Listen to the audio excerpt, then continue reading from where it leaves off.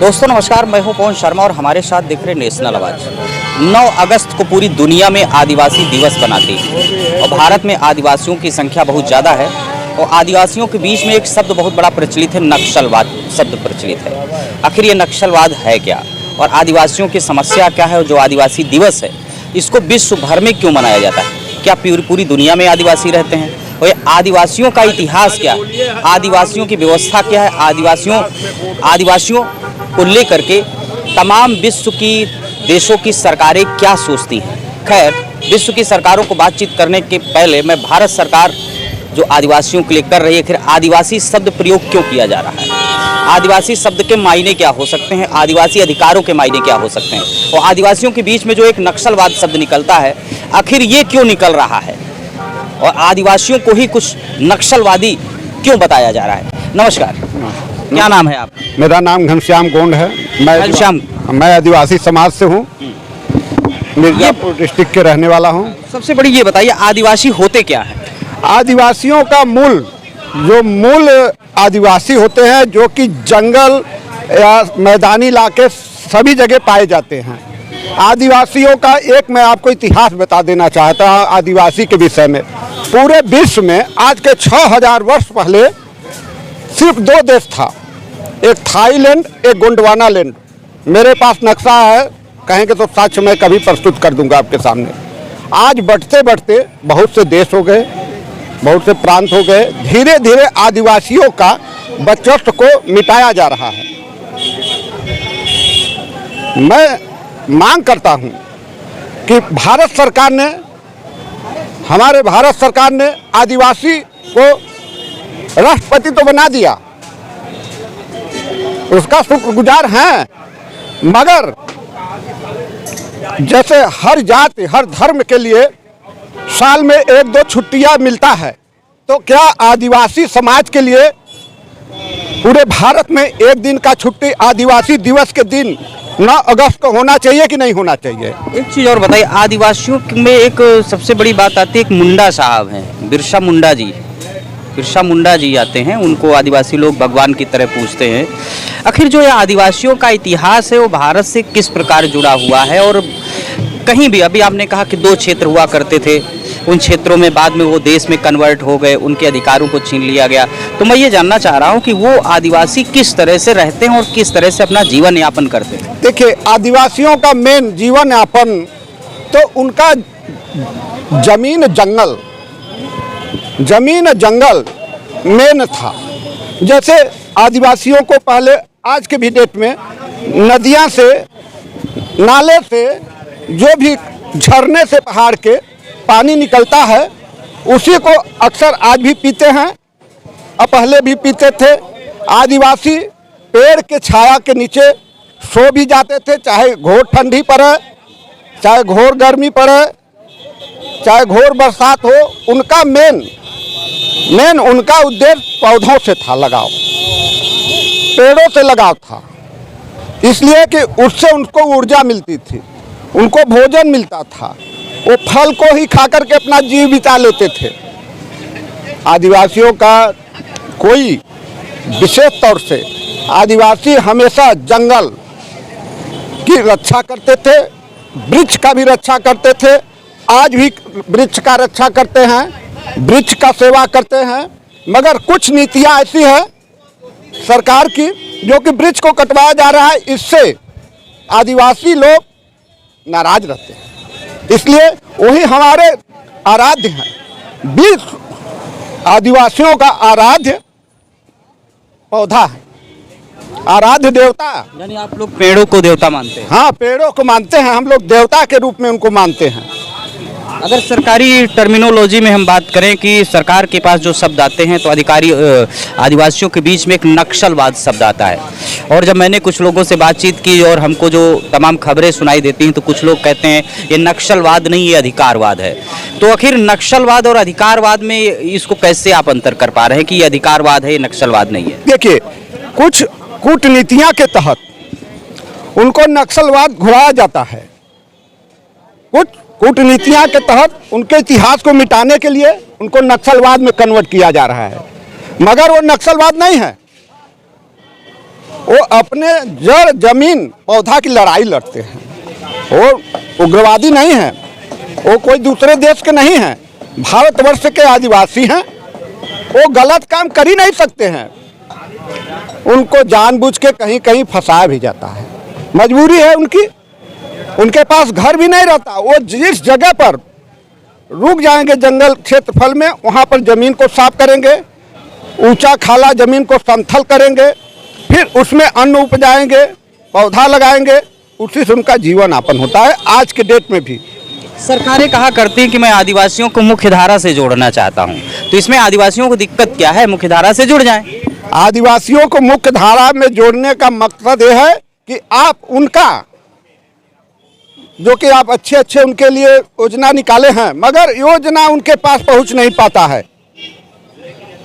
आदिवासियों के पास योजना पहुंच नहीं पाता है। कारण इसका मैं बता दूं, इसलिए कि उनको जहां सफाई करके अपना थोड़ा खेती उपजाते हैं, वहां पर कुछ ऐसे सामंतवादी लोग हैं कि उनकी जमीन और पौधा के हड़पने के लिए पहुंच जाते हैं। यानी जो आदिवासी हैं पहले वो जंगल को साफ कर लेते हैं, जब जमीन उपजाऊ हो जाती तो उसको कब्जे में ले लेते हैं। उसको कब्जे में ले लेते हैं। ये उनकी एक पीड़ा है। एक उनकी पीड़ा है।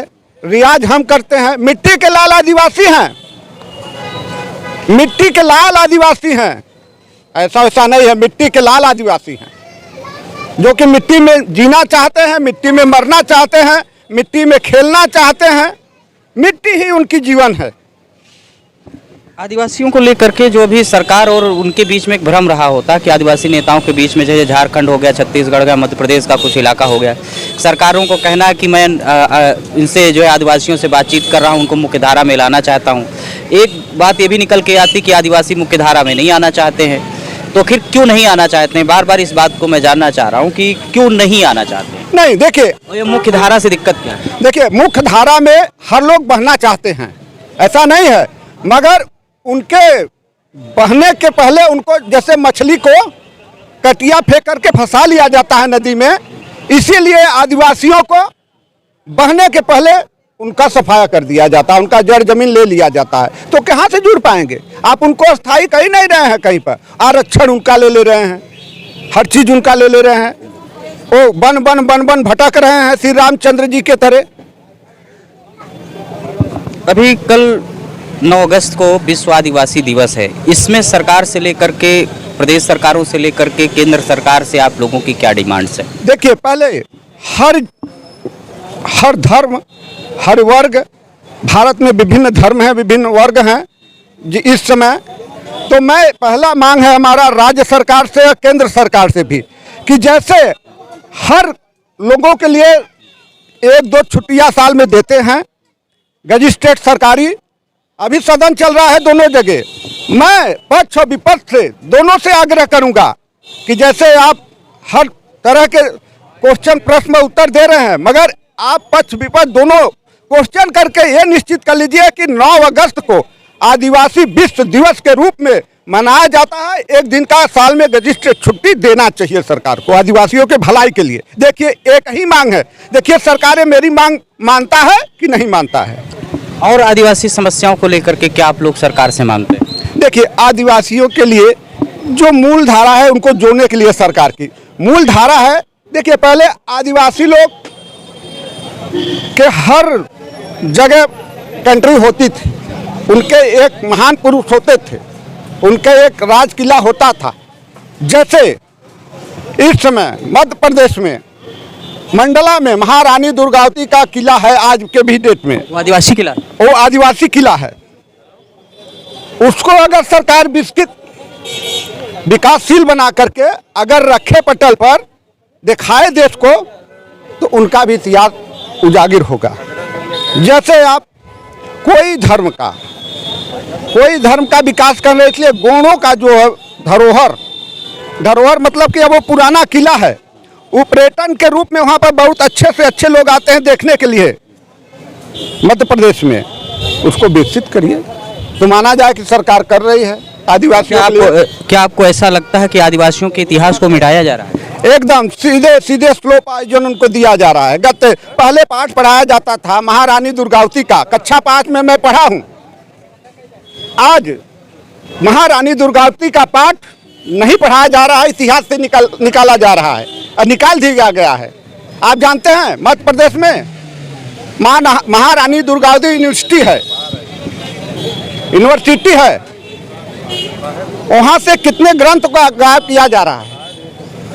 मैं सरकार से मांग करता हूँ कि जैसे लाइब्रेरी में हर लोगों का इतिहास रखा है, वैसे गुंडों का भी इतिहास खोज करके लाइब्रेरी में रखा जाए, जिससे कि आने वाला पीढ़ी पढ़े और इसको स्कूल में प्राइमरी से लेके इंटरमीडिएट पोस्ट ग्रेजुएट तक पढ़ाया जाए गुणों के विषय में, आदिवासियों के विषय में।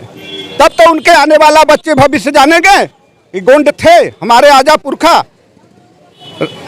अब पढ़ा नहीं जा रहा है, गते गते इतिहास को मिटाया जा रहा है।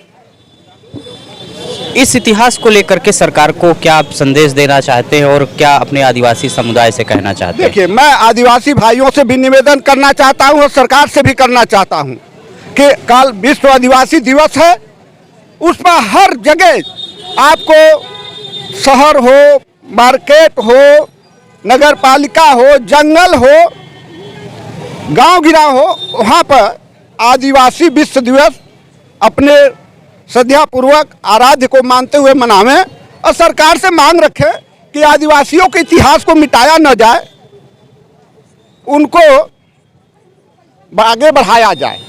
इसलिए कि आप समझ लीजिए कि एक बात हमें बहुत याद आ रहा है कि पहले गणना होता था, जातिगत गणना होता था, तो आदिवासियों के लिए एक कॉलम था और उसमें गणना में उनका किया जाता था, मगर आज वो भी मिट रहा है। मैं सरकार से मांग करना चाहता हूं कि अगर गणना हो तो उस कॉलम का भी जिक्र हो, उस कॉलम में आदिवासी दर्ज हो। कहीं न कहीं केंद्र सरकारों से लेकर के जो प्रदेश सरकारें हैं आदिवासियों के साथ इस तरह का इनजस्टिस कर रहे हैं, जैसा आप कह रहे हैं। जी हाँ, मैं आग्रह करता हूँ, पुनः आग्रह करता हूँ कि देखिए, कल आदिवासी विश्व दिवस है। हम तो कहते हैं उत्तर प्रदेश में सदन चल रहा है, भारत सरकार का दिल्ली में सदन चल रहा है, पक्ष विपक्ष से भी निवेदन कर रहा हूं कि दोनों लोग मिलकर के कल छुट्टी डिसाइड करके एक छुट्टी दे दीजिए आदिवासियों के लिए, ये आपका आभारी रहेंगे आदिवासी लोग। 9 अगस्त को विश्व आदिवासी दिवस है, आखिर ये आदिवासी है क्या? देखिए, आदिवासी इस भारत के मालिक हैं, लेकिन आदिवासियों का अगर हम शुरू से अगर इतिहास को आप पलटेंगे तो पहले इसी आदिवासी को हम द्रविड़ के रूप में देखते थे, द्रविड़ के रूप में पढ़ते थे, द्रविड़ के रूप में उनको एक निर्धारित क्षेत्रीय पठार में वो रहते थे। चूंकि पठार में उस समय जल की भी व्यवस्था थी, अब फल फूल की भी व्यवस्था थी, तराई में तो कहीं कुछ था नहीं, इसलिए ये लोग पहाड़ के नज़दीक ही अपना जीवन यापन करते थे। चूंकि ये पहाड़ का भी मालिक थे और देश का भी मालिक थे। अब निरंतर जब ये परेशानियां बढ़ती गई तो कुछ अलग अलग हिस्सों से, दुनिया के अलग अलग हिस्सों से कुछ लोग भटकते हुए भारत में एंट्री करते हैं। ये लोग पहले तराई को कब्जा करते हैं, अपने गिरफ्त में लेते हैं। तराई को कब्जा करके अपने को एक दूसरा रूप दे करके भारत में स्थापित कर लेते हैं और इनको इनके मुख्य धारा में, इनको उनकी 3/4 धारा को अवैध रूप से कब्जा कर लेते हैं। इनको कहते हैं कि साहब आदिवासी तो हिंदुस्तान में, भारत में ये दया का पात्र है। नहीं, ये दया का पात्र नहीं, ये भारत का मालिक है। चूंकि कारण क्यों ये धारा से कट गए कि इस कौम में कोई जागरूकता नाम की कोई शिक्षा का अभाव था। कुछ लोग जो है अपने ही केवल जीवन यापन में सारा समय दे दिए और उसका खामियाजा ये होता गया कि वो भावी पीढ़ी जितना निकलती गई वो भी अपने को पुराने ही समय के दौर में अपने को समायोजित करती रही। यानी कि जो विश्व कनेक्टिंग लैंग्वेज है उसको सीख नहीं पाए, इसलिए दूर होते। जी, अब वो कट गए। अब कटते कटते तब फिर हम लोग मुगल से लड़े, हम लोग जो है अंग्रेजों से लड़े, फिर हम लोग भारतवासी सरकार बना लिए अपनी। सरकार जब बन रही थी भारत की, जब आज़ादी की लड़ाई चल रही थी, तो आदिवासियों ने भी उतना ही परसेंटेज में शहादत दिया जितना हमने और आपने दिया है।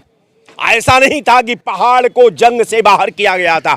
जितने जंग हुए हैं वो पहाड़ के नज़दीक ही हुए हैं। इस बात का भी इतिहास उठाकर देख लीजिए। और रह गया सवाल कि आदिवासियों के साथ जो सरकार का धर्म था 1950 से लेकर के 2023 में, कोई भी सरकार, मैं ये नहीं कहता कि हर सरकार काम नहीं की, काम की, लेकिन जो आदिवासियों के डेवलपमेंट में जो सरकार की भूमिका का अनुपात था वो नगण्य था। वो शिक्षा का जो अनुपात था नगण्य था। उनके विकास का जो आधार था वो नगण्य था। अब उसके वजह से निरंतर वो 70 साल से समाज के मुख्य धारा से कटते गए और इस कदर कट गए कि आज आदिवासी का जब हम कहीं नाम लेते हैं तो लोग कहते हैं कि आदिवासी कौन? ये आदिवासी नहीं, ये द्रविड़ है। इतिहास तारीख बताती है तुम भी तो लुटेरे हो, क्या द्रविड़ों की छीनी जागीर बदल दोगे? तो कहने का मेरा मतलब कि ये जो द्रविड़ है भारत के मालिक है। अब मालिक अगर जो चकचोनहर हो जाए, मालिक जो है अपने राज धर्म के प्रति अनभिज्ञ हो जाए, मालिक जो है अपने को मालिक समझने को तैयार न हो, तो भाई जाम उसी का होता है जो बढ़कर थाम लेता है। न इन्होंने जाम उठाने का कोशिश की, न जाम को हाथ में लेने का कोशिश की, न जाम को गला से नीचे उतारने की कोशिश की। वही कारण था कि आदिवासियों को आज जो है 70 साल पहले जहां आदिवासी भारत का था, आज भी वही दस्तक दे रहा है। और जरूरत है आदिवासियों का ये कहने से कि नहीं मैं आपको राष्ट्रपति बना दिया, आप पूरे कौम का आपने उद्धार कर दिया। नहीं नहीं नहीं, आपने आदिवासियों को अगर राष्ट्रपति बनाया तो राष्ट्रपति अपना उद्धार कर ले, उसके लिए वही बड़ा काम है। वो बिरादरी और कौम के भविष्य का सृजन में, उसके बच्चों के शिक्षा के निर्माण में, उसके विकास में, पहाड़ों में उसके वर्चस्व स्थापित करने में को ये सरकार का, राष्ट्रपति का कोई भूमिका। आप 5 साल 1 साल हो ही गया, 4 साल में फिर आप अलविदा हो जाएंगी, कुछ नहीं होगा। इसलिए इनका मैं साथ हूं। कल जो है जो विश्व आदिवासी दिवस मनाया जा रहा है, मैं उस कौम को इस आदिवासी दिवस के एक दिन पहले पूर्व संध्या पर मैं बधाई देता हूं।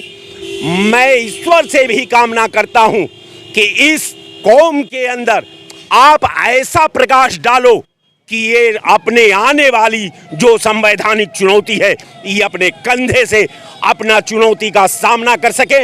इसी के साथ मैं अपना वाणी को विराम देता हूं। जय हिंद, जय विकास कांग्रेस। 9 अगस्त को विश्व आदिवासी दिवस मनाया जाता है और जाहिर सी बात है जब पूरी दुनिया में आदिवासी दिवस मनाया जा रहा है तो आदिवासी शब्द छोटा नहीं है, आदिवासी शब्द बहुत ही व्यापक हो जाता है। यानी कि पूरी दुनिया की आधी लगभग आबादी आदिवासियों से रिलेटेड है। आखिर आदिवासी है कौन? आदिवासी वो लोग हैं जो जंगल में रहते हैं, जंगल में रह करके अपना जीवन यापन करते हैं। मुख्य धारा के साथ उनका कहीं न कहीं दूर दूर तक नाता नहीं है। मुख्य धारा का तात्पर्य ये है कि जैसे कि आप लोग शहरों में रहते हैं, कस्बों में रहते हैं, तमाम तरह की सुविधाओं का यूज़ करते हैं, चिकित्सा सुविधाओं का यूज़ करते हैं, शिक्षा का यूज़ करते हैं। लेकिन जो आदिवासी होते हैं जंगल में रह करके सिर्फ वो भोजन खाते हैं और अपना जंगल के तरीके से अपना जीवन जीते हैं। उनके अधिकारों यानी वहाँ पर जब मुख्य धारा के लोग पहुँचने की कोशिश करते हैं तो उनके साथ विद्रोह हो जाता है। विद्रोह की वजह क्या है? कहीं दोनों लोगों में तालमेल नहीं बन पा रहा, या हो सकता है बिचौलिए लोग मिल करके दोनों एक दूसरे को नहीं समझ पा रहे हैं। वैसे तो सरकारों का उद्देश्य ही यही होता है कि मैं देश के हर नागरिक को सुविधा दूं, लेकिन कहीं न कहीं दोनों में कन्वर्सेशन को लेकर के कमी है। अब आदिवासियों में भी पढ़े लिखे लोगों की संख्या ज़्यादा हो गई है, वो लोग अपने हक और अधिकार को अच्छी तरह से समझते हैं और यही कारण है कि जैसे आप जानते हैं कल 9 अगस्त को विश्व आदिवासी दिवस है, तो जब पूरी दुनिया में आदिवासी शब्द की चर्चा होती तो आदिवासियों की समस्या पर विचार होना चाहिए। और इसी के साथ दोस्तों नमस्कार, मैं हूं पवन शर्मा और हमारे साथ देखते रहिए नेशनल आवाज़।